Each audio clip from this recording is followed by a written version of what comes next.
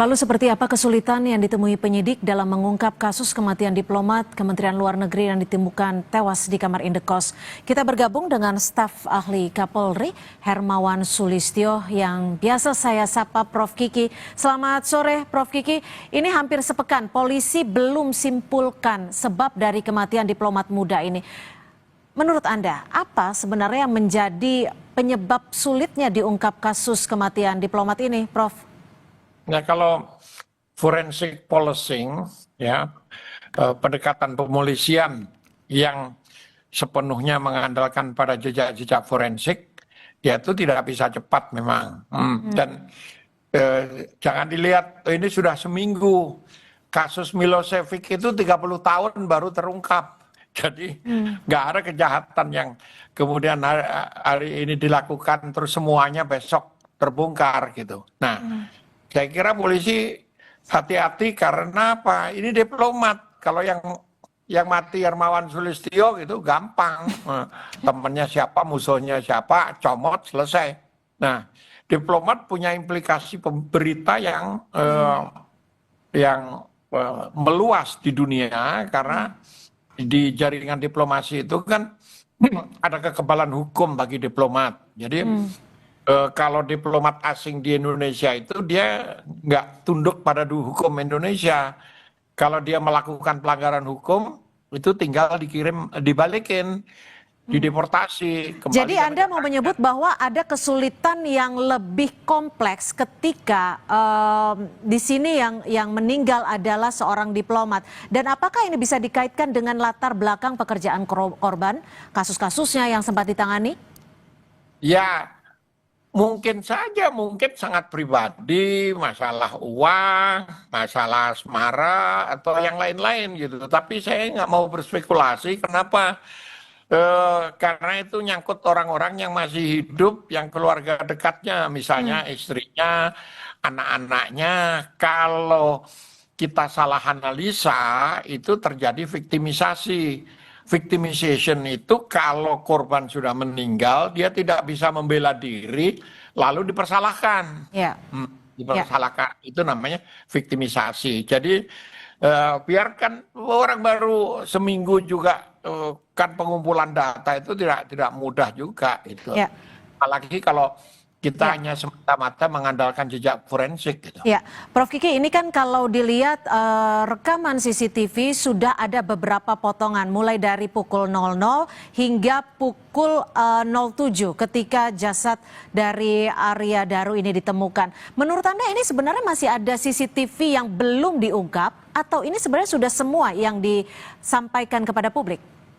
Ya kan kalau kompleks seperti itu kan ada orang-orang yang masang CCTV sendiri, tetangganya segala macam, yang kemungkinan nanti akan muncul atau tidak karena banyak faktor lain. Itu seperti kasusnya Sambo.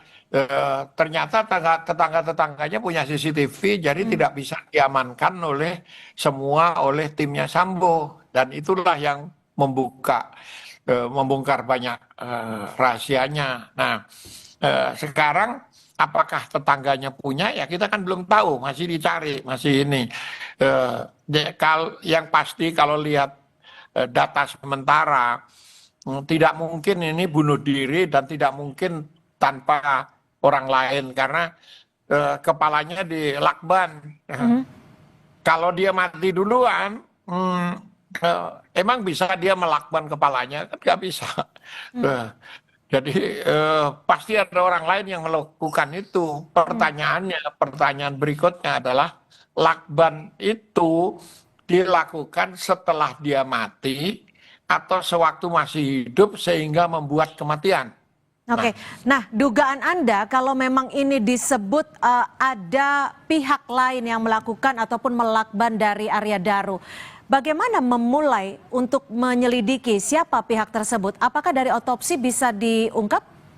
Ya, harus bisa dan pasti bisa gitu. Cuman kan polisi ngitung dulu respon kalau diumumkan 100% sekarang gitu. Bagaimana respon dunia diplomasi internasional gitu.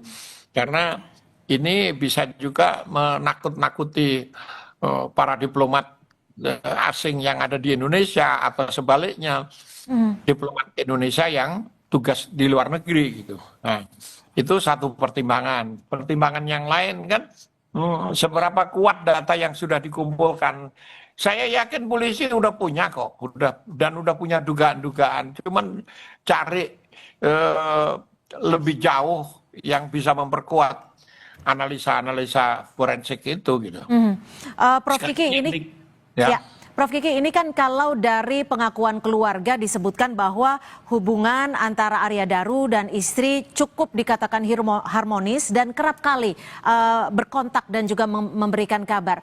Apakah kalau dilihat dari hal ini, apakah penyebab kematian dari Arya Daru ini berkaitan dengan personalnya sebagai seorang suami dan keluarga atau berkaitan dengan pekerjaannya sebagai seorang diplomat muda? Bisa salah satu, ya bisa hanya masalah pekerjaan, bisa saja masalah pribadi, gitu.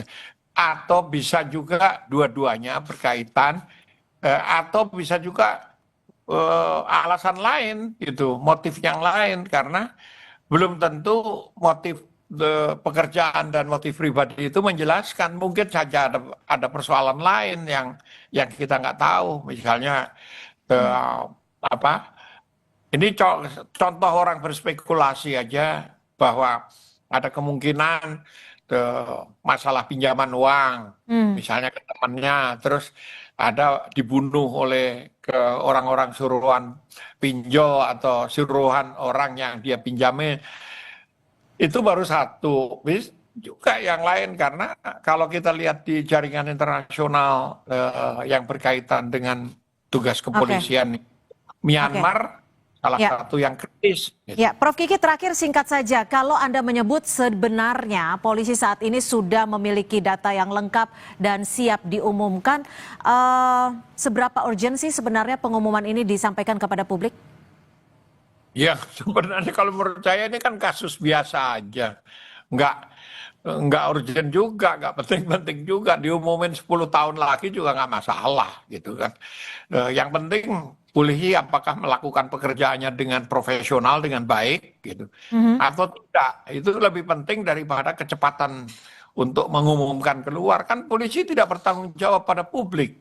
Dia secara moral dia bertanggung jawab pada publik. Tapi kan dia tidak perlu menjelaskan seluruh proses forensik ke ruang publik gitu.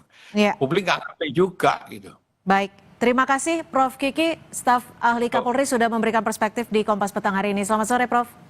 Selamat sore.